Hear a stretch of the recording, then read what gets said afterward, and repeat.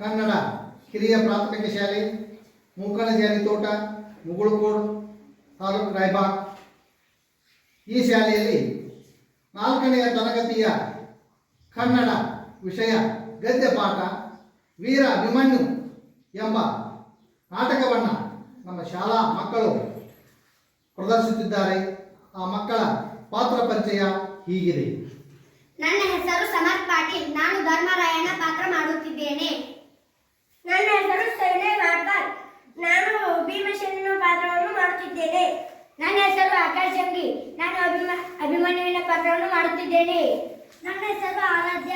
ನಾನು ಉತ್ತರೆಯ ಪಾತ್ರ ಮಾಡುತ್ತಿದ್ದೇನೆ. ನನ್ನ ಹೆಸರು ಸಮರ್ಥ್. ನಾನು ದುರ್ಯೋಧನ ಪಾತ್ರವನ್ನು ಮಾಡುತ್ತಿದ್ದೇನೆ. ನನ್ನ ಹೆಸರು ಸುಭಿಕ್ಷಾ. ನಾನು ಸುಭದ್ರೆಯ ಪಾತ್ರವನ್ನು ಮಾಡುತ್ತಿದ್ದೇನೆ.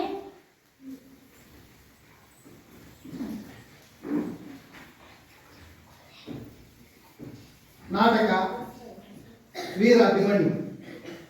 ಕೌರವರಿಗೂ ಪಾಂಡವರಿಗೂ ಕುರುಕ್ಷೇತ್ರದಲ್ಲಿ ಘನಘೋರ ಸಂಗ್ರಾಮ ನಡೆಯುತ್ತಿತ್ತು. 12ನೆಯ ದಿನ ದ್ರೋಣಾಚಾರ್ಯರು ಚಕ್ರವನ್ನು ರಚಿಸಿದ್ದರು. ಕೃಷ್ಣ, ಬಲರಾಮ ಮತ್ತು ಅರ್ಜುನನ್ನು ಬಿಟ್ಟರೆ ಚಕ್ರವ್ಯೂಹವನ್ನು ಭೇದಿಸುವ ವಿದ್ಯೆ ಉಳಿದ ಪಾಂಡವರಾರಿಗೂ ಗೊತ್ತಿರಲಿಲ್ಲ. ಇದರಿಂದ ಭೀಮಸೇನ ಮತ್ತು ಧರ್ಮರಾಯ ಚಿಂತಾಕ್ರಾಂತರಾಗಿದ್ದರು. ಭೀಮಸೇನ, ಇಂದು ದ್ರೋಣಾಚಾರ್ಯರು ಯುದ್ಧ ಭೂಮಿಯಲ್ಲಿ ಚಕ್ರವ್ಯೂಹವನ್ನು ರಚಿಸಿದ್ದಾರೆ.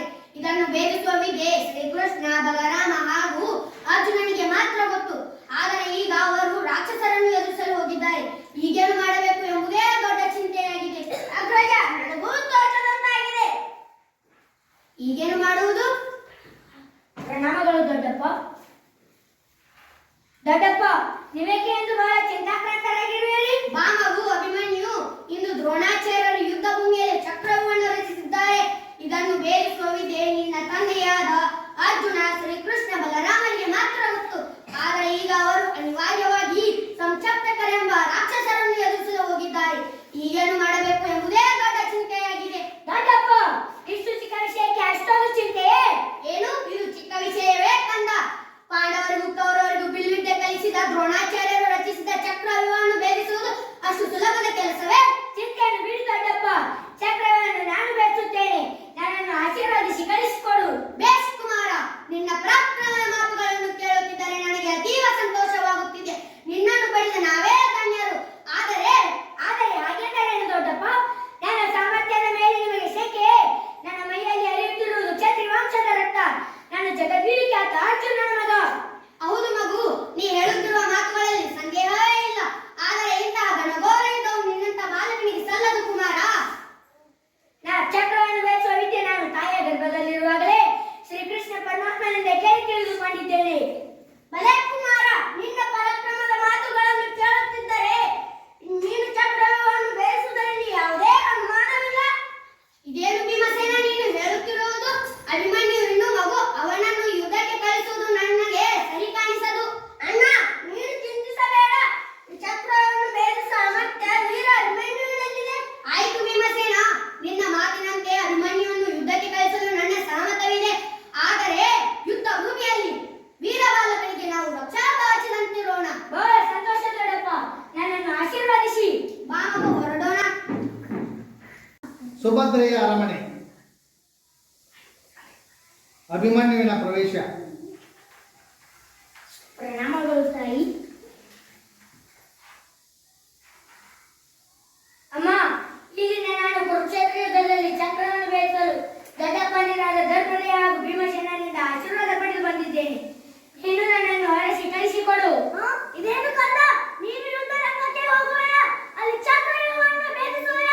ಏಕಮ್ಮ, ಈ ಸುಭದ್ರಾನಂದನ ವೀರ ಅಭಿಮನ್ಯುವಿನ ಮೇಲೆ ನಿನಗೆ ಸಂದೇಹವೇ?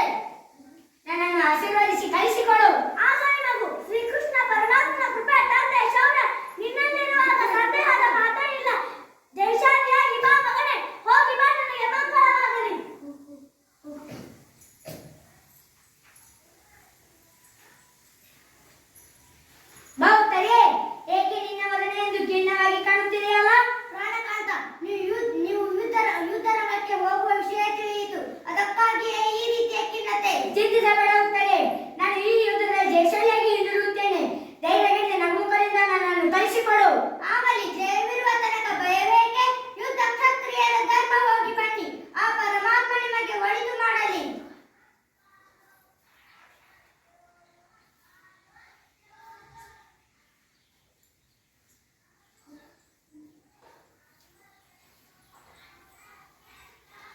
ದೃಶ್ಯ 3.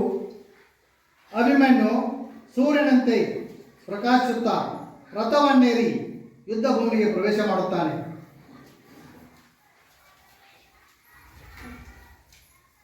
ಸುಮಿತ್ರ, ಆದಷ್ಟು ಬೇಗ ನಾನು ದ್ರೋಣಾಚಾರ್ಯ ರಚಿಸಿರುವ ಚಕ್ರದ ಕಡೆ ಕರೆದುಕೊಂಡು ಹೋಗು. ಬನ್ನಿರಿ ಬನ್ನಿರಿ, ಒಬ್ಬೊಬ್ಬರಾಗಿ ಬನ್ನಿರಿ. ನಿಮ್ಮನ್ನೆಲ್ಲ ತರಗಂತ ತುಳಿ ಯಮಪುರಕ್ಕೆ ಕಳಿಸುತ್ತೇನೆ.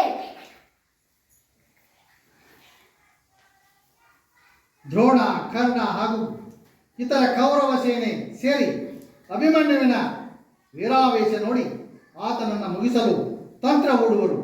ವೀರಾವೇಶದಿಂದ ಹೋರಾಡುತ್ತಿರುವಾಗ ಕೌರವರು ಹಿಂದಿನಿಂದ ಬಂದು ಅಭಿಮನ್ಯುವಿನ ಕೈಗಳನ್ನು ಕತ್ತರಿಸುವರು. ರಣಹೇಡಿಗಳೇ, ತಾಯಿಯ ಹಾಲುಂಡ ಯಾವುದೇ ಕ್ಷತ್ರಿಯ ಈ ಕೆಲಸ ಮಾಡಲಾರ. ವೀರಾವೇಶದಿಂದ ಹೋರಾಡಿ ಸತ್ತು ಸ್ವರ್ಗವನ್ನು ಸೇರೋದು ಬಿಟ್ಟು ನರಕದ ದಾರಿ ಹಿಡಿಯುತ್ತೀರಾ? ನಿಮಗೆ ಧಿಕ್ಕಾರವಿರಲಿ. ದುರ್ಯೋಧನ